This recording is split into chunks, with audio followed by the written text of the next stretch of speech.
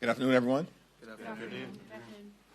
The clock is ticking on the expiration of the Affordable Care Act tax credits. In just 30 days, tens of millions of Americans are about to experience dramatically increased health care costs because of the Republican refusal to extend the Affordable Care Act tax credits. From the very beginning of this presidency, Republican control of the House and the Senate, as well as the administration, has been a disaster for the American people. These extremists promised all last year that costs were going to go down on day one. Costs haven't gone down in America. Costs have gone up.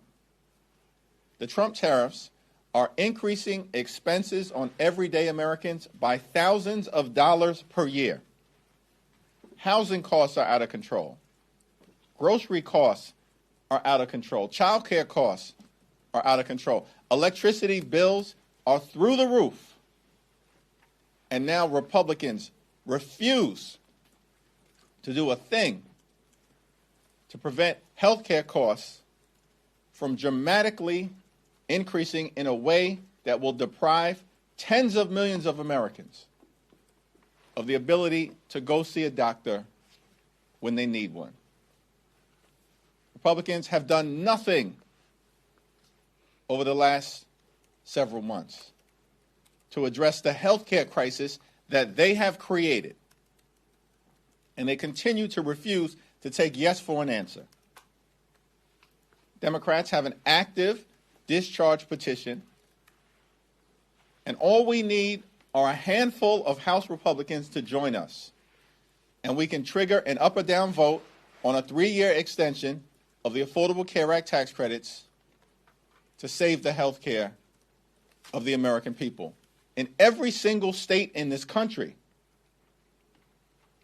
and protect the health care of people who these so-called Republican members allegedly represent, but who have failed to do a single thing to make their life better. Questions? Leader Jeffries, your Senate Democrat colleagues, they've previously expressed openness to reforming the credits, working through differences. Why propose a 3-year clean extension? Time has run out on Republican inaction. They have done nothing over the last 60 days but stumble, fumble, and bumble as it relates to addressing the health care crisis that they've created. Understand that this year, House Republicans enacted the largest cut to Medicaid in American history. These extremists have thrown 14 million people off of Medicaid. At the same period of time, hospitals, nursing homes, and community-based health centers are closing all throughout the country, including in rural America, because of what Republicans have done in their one big ugly bill. They've launched an unprecedented assault on the Centers for Disease Control and the National Institute of Health, jeopardizing the well-being of the American people. Vaccines are increasingly unavailable in the United States of America. Children are getting sick unnecessarily all across the country. And now on top of all of that, that parade of horribles, Republicans refuse to extend the Affordable Care Act tax credits, which are going to expire this month. Time has run out on Republicans playing partisan games. We have a discharge petition that if it received an up or down vote in the House of Representatives, we are confident will pass. But obviously Mike Johnson has zero interest in protecting the health care of the American people. Instead, these extremists are gutting the health care of the people that they represent, including in the state of Louisiana. Leader Jeffries. Senate Democrats next week will be able to put up a vote for the ACA subsidies. Do you think there's any plan that Republicans would actually get on board with to have a bipartisan bill? And if not, what should Democrats put up on the floor in the Senate? There are Republicans in the House and the Senate who during the Trump Republican shutdown consistently said that once the shutdown ends that they caused, that they'd be willing to address the healthcare crisis that they've created. Most immediately by extending the Affordable Care Act tax credits. Now, we had nothing but crickets from them. It even appears that the Trump administration was ready to put forth a plan that would at least have been worthy of consideration, and that Mike Johnson tanked it. So now, Mike Johnson wants to act like he's the Speaker of the House? Really, when it comes to the health care of the American people and possibly doing something bipartisan, he wants to act like he's in control? When the reality is he's done nothing but bend the knee to Donald Trump since January 20th? I mean, House Republicans have been nothing but a rubber stamp for Donald Trump's extreme agenda since January 20th. And when it appears that Donald Trump actually might be willing to enter into a good faith bipartisan negotiation to extend the Affordable Care Act tax credits, House Republicans detonate the agreement. These people aren't serious about anything other than providing massive tax breaks to their billionaire donors. That's not a hypothetical statement. That's not hype. That's not hyperbole. It happened. They enacted the largest cut to Medicaid in American history. They ripped food out of the mouths of hungry children and seniors and veterans this year in their one big ugly bill. $186 billion cut to SNAP. And why did they do all of that? So they could reward their billionaire donors with massive tax breaks. And so the extremists are just showing the American people who they are. And as a result, the only viable path forward, it appears, in the House and in the Senate, is a straight extension of the Affordable Care Act tax credits. Let's see what Senate Democrats put on the floor next week, and we'll continue to press our case on our side of the Capitol. Thank you, Leader Jeffries. Yeah. Sorry, thanks. I just wanted to ask if there's been any kind of formal or informal back channeling with Republicans who might be supportive of the discharge petition going on at all? Well, you had 13 Republicans a few weeks ago indicate in a letter that they wrote to Deputy Speaker Mike Johnson that as soon as their shutdown was over, they wanted to address the Affordable Care Act tax credits. But now it's nothing but silence from these people because they're not serious about helping the American people, the hardworking American taxpayers that they purport to represent. This has become painfully obvious to the American people, which is why Republicans are getting wiped out electorally all across the country, as we saw last month. Literally in every single state in the union, destroyed up and down the ballot across the country. Statewide races to local races and everything in between. Because the American people are done with these people. They've been a disaster.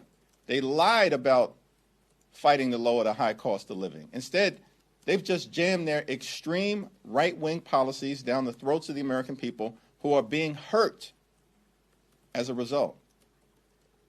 And, you know, our view about the situation, as we've repeatedly said, is that we're open to finding a bipartisan path forward. But the extremists continue to refuse to take yes for an answer. They had an opportunity, right, to accept a very reasonable proposal that Leader Schumer put on the table a few weeks ago, which was a straight one-year extension of the Affordable Care Act tax credits, and then a bipartisan commission to discuss improvements to the health care of the American people over a multi-year period of time. What was objectionable about that? Well, Republican extremists rejected it because they have no interest in doing anything to make life better for working class Americans, everyday Americans, and hardworking American taxpayers. And that's a shame. Thank you, Mr. Leader. On the discharge petition, is it your expectation that all House Democrats will sign as of today? I believe 212 of 213 have signed. Is it your expectation that all members of your caucus will sign it? And following up on the question about back channel conversations, is it your position that the fact that the subsidies expire in 30 days, the urgency that you say, the moment requires, is that enough for Republicans to sign on, or will it require some proactive conversations on the part of House Democrats to get them to break ranks with leadership and sign on to this effort? Well, there certainly haven't been any leadership conversations because Mike Johnson has zero interest in protecting the health care of the American people, and he's repeatedly made that clear. Now, in terms of whether there are conversations member to member between the House Democratic Caucus and members of the House Republican Conference, there certainly have been some informal conversations led by folks like Tom Suozzi, who has floated a 2-year proposal with some modest reforms that we'd have to take a look at. But there's no indication that even that proposal has support from House Republican leadership. These people have zero interest in making life better for everyday Americans. And they repeatedly make that clear. They're in the face of the American people about it. Meanwhile, you got Donald Trump issuing reckless pardons, destroying half of the White House, bailing out Argentina, posting erratically on Thanksgiving. Like, this guy can't even give us a break on Thanksgiving when we're with our families. And the American people have had enough of it. These people have gone way too far. They've broken every single promise that they've had. And so I guess we can always hope that there are a handful of Republicans who will actually do what they said that they would do once their shutdown ended, which is to work with Democrats to find a path forward. But that path right now is an extension of the Affordable Care Act tax credits. I think our discharge petition in record time is now up to about 212, 213. It is my expectation that we will have complete and total unity amongst House Democrats. Thanks. Thanks, Mr. Leader. You just mentioned how Republicans are getting wiped out across the country. We've seen that in past elections. What's your expectation tomorrow in Tennessee? Do you think that the Democrat there could potentially pull it off, given the polling that we have seen in recent weeks? Seems to me that it's going to be an unexpectedly close election, a single-digit election. That's shocking. In deep red Tennessee, Mark Green's district. By the way, this is a district literally that Donald Trump just won by 22 points last November. This is not a district that anyone believes should be competitive. No rational person believes this district should be competitive. And yet, it's apparently very competitive. It's going to be a much closer than expected race. Republicans have already lost. The fact that they are spending millions of dollars to hold a seat that Donald Trump just won by 22 points is extraordinary, and more evidence that Republican extremists are completely and totally on the run because they have failed the American people. And it's Democrats who are making the case all over the country that we are actually the ones fighting to lower the high cost of living, fighting to fix our broken health care system, and fighting to clean up the type of corruption that has the American people disgusted. What I don't understand is that Republicans keep doubling and tripling down on their extremism, and it ain't working. They are losing all over the place. Donald Trump's approval rating in the most recent Gallup poll is 36%. 60% of the American people disapprove of this guy. He's a disaster. And now the president and Mike Johnson are holding a rally tonight in Mark Green's district that Trump just won by 22 points because they're scared to death about what could happen? If these people, these extremists, were actually rational, instead of doubling and tripling down on their extremism, continuing to lie to the American people, why don't they just change direction and actually partner with Democrats to solve problems on behalf of the American people?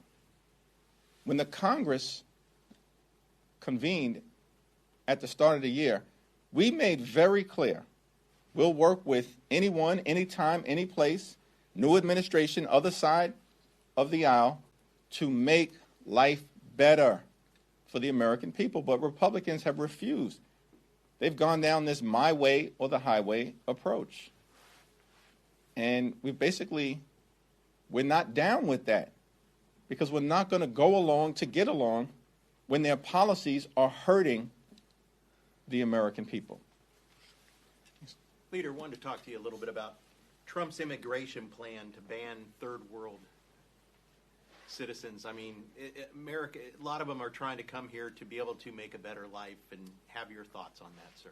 Yeah, our view is that, one, of course, we support the notion of having strong border security. No one ever disputes that.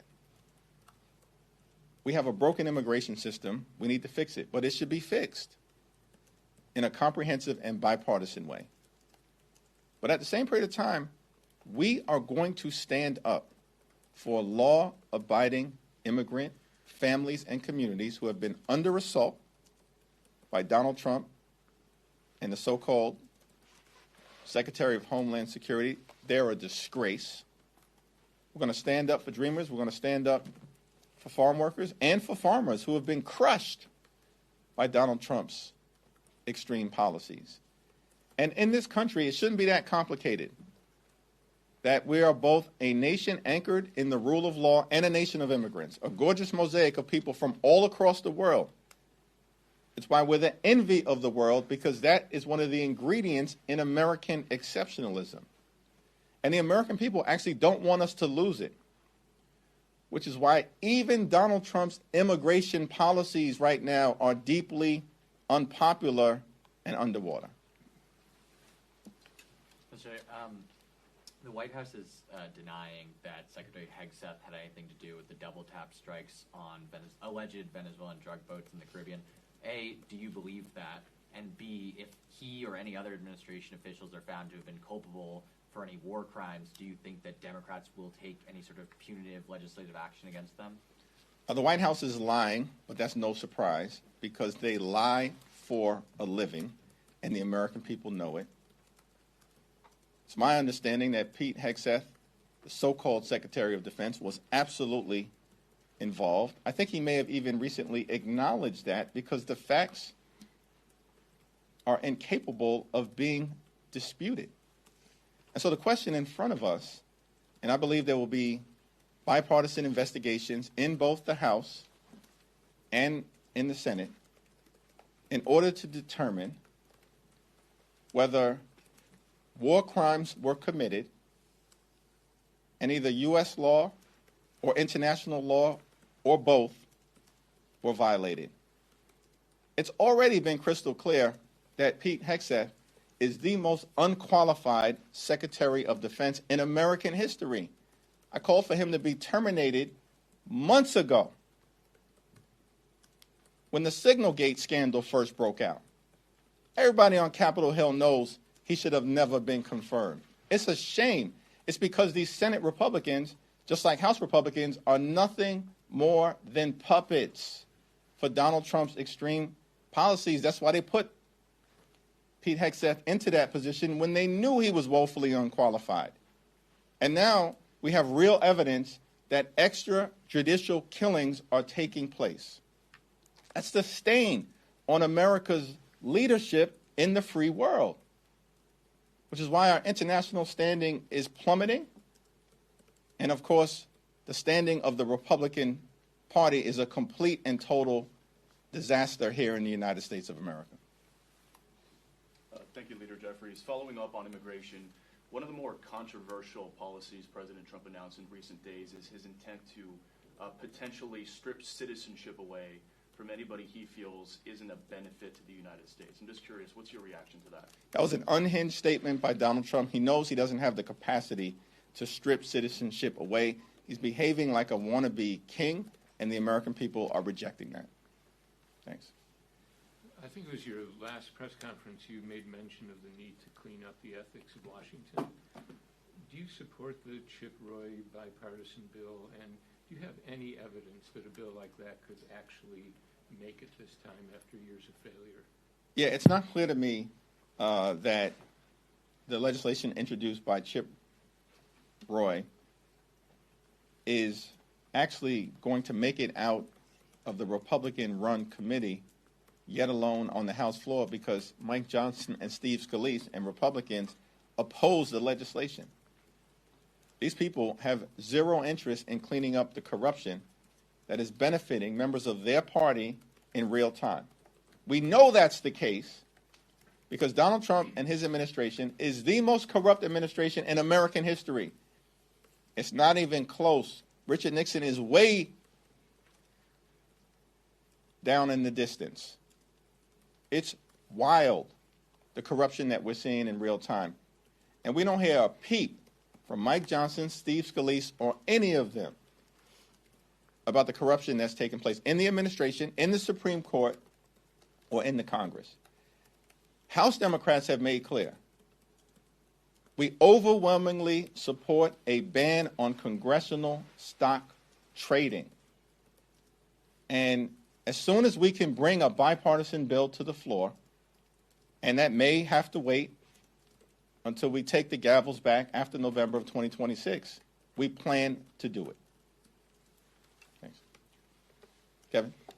When it comes to the HEGSEF and the attacks in the Caribbean, you talked about the bipartisan approach here. Are you confident the Republican-led committees, though, are going to actually do a dutiful and complete review of this? And to what extent, given the nature and the control of the House right now, would impeachment even be an option? Well, Republicans will never allow articles of impeachment to be brought to the floor of the House of Representatives, and we know that's the case because Donald Trump will order them not to do it. So what's on the table is a meaningful investigation, which we can hope would be bipartisan. I have full and complete trust in Adam Smith, the once and future chairman of the House Armed Services Committee. I can't speak to whether I've got any confidence as to what Republicans will do on the other side of the aisle. The one thing that should be clear to all of these Republican extremists and sycophants and the people who are either actively involved in corruption, violating the law, engaged in extrajudicial activity, is that the statute of limitations for any crimes being committed now 5 years. It will extend well beyond the end of the Trump administration. Thank you all. Thank you, sir. Thank you.